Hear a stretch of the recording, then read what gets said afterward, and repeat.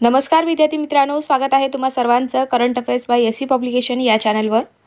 तर मित्रांनो, आजच्या व्हिडिओमध्ये आपण एप्रिल महिन्यातील ज्या काही महत्त्वाच्या चालू घडामोडी आहेत ते आपण पाहणार आहोत। तर व्हिडिओ शेवटपर्यंत पहा, बिलकुल स्किप करू नका, कारण येणाऱ्या परीक्षेसाठी मित्रांनो हे प्रश्न खूप महत्त्वाचे असणार आहेत। चला तर मग आजच्या व्हिडिओला आपण सुरुवात करूयात। तर पहा, पहिला प्रश्न आहे, मार्च 2025 मध्ये पंतप्रधान नरेंद्र मोदी यांचे नवीन खाजगी सचिव म्हणून कोणाची नियुक्ती करण्यात आली? तर निधी तिवारी यांची नियुक्ती झालेली आहे पंतप्रधान नरेंद्र मोदी यांचे नवीन खाजगी सचिव म्हणून। तर पहा मित्रांनो, भारत सरकारने अधिकृतपणे IFS अधिकारी निधी तिवारी यांची पंतप्रधान नरेंद्र मोदी यांचे खाजगी सचिव म्हणून नियुक्ती केलेली आहे। लक्षात ठेवा, खूप महत्त्वाचा हा प्रश्न आहे। आणि मित्रांनो, PM नरेंद्र मोदी यांचे दुसरे प्रधान सचिव म्हणून कोणाची नियुक्ती करण्यात आली? तर शक्तिकांत दास यांची नियुक्ती झालेली आहे। आणि मित्रांनो, पंतप्रधान नरेंद्र मोदी यांचे पहिले प्रधान सचिव कोण आहेत? तर प्रमोद कुमार मिश्रा हे आहेत। तर हे सुद्धा तुम्हाला लक्षात ठेवायचं आहे, यावरती सुद्धा परीक्षेमध्ये प्रश्न येऊ शकतो। चला पुढचा प्रश्न पाहूयात। 6वी बिमस्टेक शिखर परिषद 2025 याचे आयोजन कुठे करण्यात आले? तर थायलंडमधील बँकॉक या ठिकाणी याचे आयोजन करण्यात आले आहे। पहा मित्रांनो, या परिषदेत 7 बिमस्टेक सदस्य देशांचे नेते सहभागी झाले होते। यामध्ये बांगलादेश, भूतान, भारत, म्यानमार, नेपाळ, श्रीलंका आणि थायलंडचा समावेश आहे। आणि आपल्या भारताकडून नरेंद्र मोदी यांनी सहभाग घेतला होता। पहा मित्रांनो, याचा नेमका उद्देश काय आहे? तर बिमस्टेकच्या सदस्य देशांमधील प्रादेशिक सहकार्य मजबूत करणे हा या शिखर परिषदेचा मुख्य उद्देश होता। आणि या परिषदेत व्यापार, सुरक्षा, कनेक्टिव्हिटी आणि प्रादेशिक आव्हानांवर उपाय या मुद्द्यावर चर्चा करण्यात आली। तर लक्षात ठेवा ही संपूर्ण माहिती। अमेरिकेचे राष्ट्राध्यक्ष डोनाल्ड ट्रम्प यांनी एप्रिल 2025 मध्ये भारतावर किती टक्के स्पर्धात्मक शुल्क जाहीर केले आहे? तर 26% शुल्क जाहीर केलेले आहे मित्रांनो अमेरिकेने। पहा मित्रांनो, अमेरिकेचे राष्ट्राध्यक्ष डोनाल्ड ट्रम्प यांनी 5 एप्रिलच्या मध्यरात्रीपासून भारतातून होणाऱ्या निर्यातीवर 26% व्यापक देशस्तरीय शुल्क लागू केले आहे। तर लक्षात ठेवा, हा सध्याचा आताचा महत्त्वाचा प्रश्न आहे। 2025 या आर्थिक वर्षात भारताने किती लोकोमोटिव्हचे उत्पादन केले, ज्यामुळे आपल्या भारताने अमेरिका आणि युरोपला मागे टाकले आहे? तर 1681 लोकोमोटिव्हचे उत्पादन केलेले आहे आपल्या भारताने 2025 मध्ये।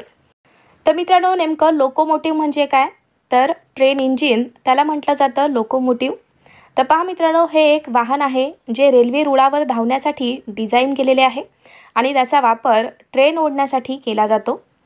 तर 2025 मध्ये पहिले शीर्ष 3 देश कोणते आहेत लोकोमोटिव्ह उत्पादन करण्यामध्ये? तर पहिल्या स्थानी आहे आपला भारत देश, दुसऱ्या स्थानी आहे चीन आणि तिसऱ्या स्थानी आहे रशिया। तर लक्षात ठेवा। एप्रिल 2025 मध्ये भारतीय रेल्वे स्थानके आणि सेवा इमारतीवर सोलर एनर्जी इम्प्लांटेशनमध्ये कोणते राज्य अव्वल आहे? तर राजस्थान राज्य हे पहिल्या स्थानी आहे आणि यामध्ये आपला महाराष्ट्राचा दुसरा क्रमांक लागतो। लक्षात ठेवा मित्रांनो। नेक्स्ट क्वेश्चन आहे, सागरमाला प्रकल्प मार्च 2025 मध्ये 10 वर्ष पूर्ण केला आहे, तर तो कधी सुरू करण्यात आला हा प्रकल्प? तर 2015 मध्ये या प्रकल्पाला सुरुवात झाली। पहा मित्रांनो, हा प्रकल्प बंदरे, जहाज बांधणी आणि जलमार्ग मंत्रालयाने सुरू केला आहे। सागरमाला प्रकल्पाचा उद्देश काय आहे? तर भारताच्या लॉजिस्टिक क्षेत्राची कामगिरी सुधारणे, देशाला एक मजबूत सागरी शक्ती बनवणे हा याचा मुख्य उद्देश आहे। विद्यार्थी मित्रांनो, ज्यांना कुणाला मागील 3 महिन्याच्या म्हणजेच जानेवारी, फेब्रुवारी आणि मार्च 2025 ची करंट अफेअर्सची PDF हवी असेल तर ते आपल्याकडे अवेलेबल आहे। प्रत्येक परीक्षेमध्ये करंट अफेअर्सवरती प्रश्न विचारले जातात। तुमची कोणतीही परीक्षा असो, प्रत्येकासाठीच ही PDF महत्त्वाची असणार आहे। तर ज्यांना कुणाला ही PDF हवी असेल त्यांनी 7020648236 या नंबरला व्हॉट्सअपला मेसेज करायचा आहे। तुम्हाला तिथे PDF कशी घ्यावी यासंबंधी संपूर्ण माहिती दिली जाईल। आणि त्याचबरोबर मित्रांनो, मागील वर्षाची म्हणजेच 2024 ची करंट अफेअर्सची PDF कुणाला हवी असेल तर ती सुद्धा PDF आपल्याकडे मिळेल। तर ज्यांना कुणाला PDF हवी असेल त्यांनी दिलेल्या नंबरला व्हॉट्सअपला मेसेज करा। तुम्हाला तिथे PDF कशी घ्यावी त्यासंबंधी संपूर्ण माहिती दिली जाईल। चला पुढचा प्रश्न पाहूयात। आसामचे राज्यपाल लक्ष्मण प्रसाद आचार्य यांनी आसाम वैभव 2024 हा राज्याचा सर्वोच्च नागरी पुरस्कार कोणाला प्रदान केला आहे? तर हा पुरस्कार राणा प्रताप कलिता यांना मिळाला. पहा मित्रांनो, आसामचे राज्यपाल कोण आहेत? तर लक्ष्मण प्रसाद आचार्य हे आहेत. तर त्यांनी 3 एप्रिल 2025 रोजी गुवाहाटी या ठिकाणी लेफ्टनंट जनरल राणा प्रताप कलिता यांना राज्याचा सर्वोच्च नागरी सन्मान आसाम वैभव 2024 प्रदान केलेला आहे. पहा मित्रांनो, हा जो पुरस्कार आहे हा 2024चा पुरस्कार आहे, जो की 2025मध्ये राणा प्रताप कलिता यांना प्रदान करण्यात आलेला आहे. लक्षात ठेवा.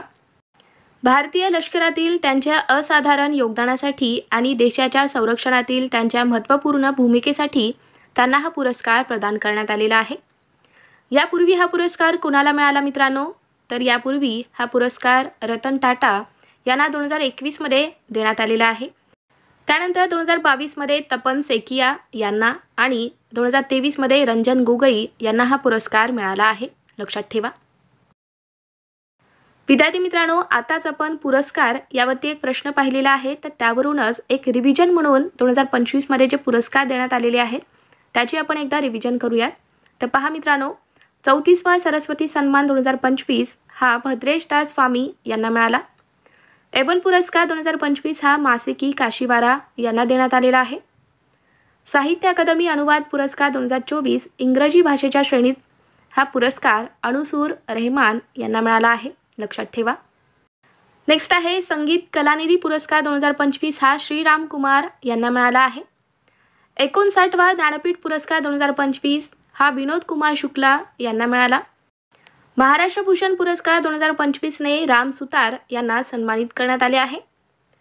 युनायटेड किंगडम सरकारद्वारा लाईफ टाईम अचिव्हमेंट पुरस्कार 2025 हा चिरंजीवी यांना मिळाला आहे. तर लक्षात ठेवा मित्रांनो, ही संपूर्ण माहिती आपण इथे रिव्हिजन म्हणून हे सर्व पाहिलेलं आहे, पण यावरती सुद्धा परीक्षेमध्ये प्रश्न येतो, त्यासाठीच व्यवस्थितपणे नोट डाऊन करून घ्या. तर विद्यार्थी मित्रांनो, तुम्हाला आपला हा व्हिडिओ कसा वाटतोय? व्हिडिओ आवडत असेल तर व्हिडिओला लाईक करा, मित्रांना सुद्धा शेअर करा आणि तुम्ही चॅनलवर नवीन आहात, चॅनलला अजून आपल्या सबस्क्राईब करून घेतला नसाल तर सबस्क्राईब करून घ्या, जेणेकरून मी जेव्हा पण व्हिडिओ टाकेल तेव्हा तुम्हाला लगेच नोटिफिकेशन मिळतील. पुढचा आपला प्रश्न आहे, आर्थिक वर्ष 2024-25मध्ये GST संकलनात कोणते राज्य प्रथम क्रमांकावर आहे? तर आपले महाराष्ट्र राज्य आहे पहिल्या क्रमांकावर. नेक्स्ट क्वेश्चन, सध्या चर्चेत असलेले कोणत्या ठिकाणी 400 एकर जंगल तोड करून त्या ठिकाणी IT पार्क तयार करण्यात येत आहे? तर हैदराबाद या ठिकाणी. पहा मित्रांनो, सध्या चर्चेत असलेला हा पॉईंट आहे मित्रांनो. तर IT पार्क तयार करण्यासाठी 400 एकर जंगलतोड करून त्या ठिकाणी IT पार्क बांधण्यात येणार आहे. 47वी junior girls national handball championship 2025चे विजेतेपद कोणी मिळवले आहे? तर याचे विजेतेपद हे उत्तर प्रदेशने मिळवले आहे. नेक्स्ट क्वेश्चन, नुकतेच 3 एप्रिल रोजी छत्रपती शिवरायांना स्मृतिदिनानिमित्त अभिवादन करण्यात आले, तर त्यांचे निधन कधी व कोणत्या किल्ल्यावर झाले होते? तर त्यांचे निधन हे रायगड किल्ल्यावर 3 एप्रिल 1680ला झाले. उत्तराखंड राज्यातील औरंगजेबपूर शहराचे नाव बदलून काय करण्यात आले आहे? तर या शहराचे नाव बदलून शिवाजीनगर करण्यात आले. पहा मित्रांनो, लक्षात ठेवा, प्रश्न परीक्षेमध्ये येऊ शकतो. उत्तराखंड राज्यातील औरंगजेबपूर शहराचे नाव बदलून आता त्याचे नवीन नामकरण हे शिवाजीनगर करण्यात आले आहे. नेक्स्ट क्वेश्चन, RBIच्या डेप्युटी गव्हर्नरपदी कोणाची नियुक्ती करण्यात आली? तर पूनम गुप्ता यांची नियुक्ती झाली आहे. चला पुढचा प्रश्न आहे आपला, वक्फ बोर्ड सुधारणा विधेयक लोकसभेत कोणी मांडले? तर किरण रिजिजू यांनी मांडले आहे. वक्फ बोर्ड सुधारणा विधेयक 288 मतानं लोकसभेत मंजूर झाले असून कोणत्या वर्षीच्या कायद्यात सुधारणा करण्यात येणार आहे? तर 1954च्या कायद्यात सुधारणा करण्यात येणार आहे. लक्षात ठेवा. नेक्स्ट क्वेश्चन पहा, हरियाणा राज्यातील हिसार येथे महाराजा अग्रेसन यांच्या पुतळ्याचे अनावरण कोणाच्या हस्ते करण्यात आले? तर अमित शहा यांच्या हस्ते या पुतळ्याचे अनावरण करण्यात आले आहे. तर विद्यार्थी मित्रांनो, हे झाले आजचे महत्त्वाचे प्रश्न. तुम्हाला आपला हा व्हिडिओ कसा वाटला? व्हिडिओ आवडला असेल तर व्हिडिओला लाईक करा, मित्रांना सुद्धा शेअर करा आणि तुम्ही चॅनलवर नवीन आहात, चॅनलला अजून आपल्या सबस्क्राईब करून घेतला नसाल तर सबस्क्राईब करून घ्या, जेणेकरून मी जेव्हा पण व्हिडिओ टाकेल तेव्हा तुम्हाला लगेच नोटिफिकेशन मिळतील. आणि हो मित्रांनो, ज्यांना कोणाला PDF हवी असेल त्यांनी PDF घेऊन टाका. चला तर मग भेटूयात पुढच्या व्हिडिओमध्ये. थँक्यू.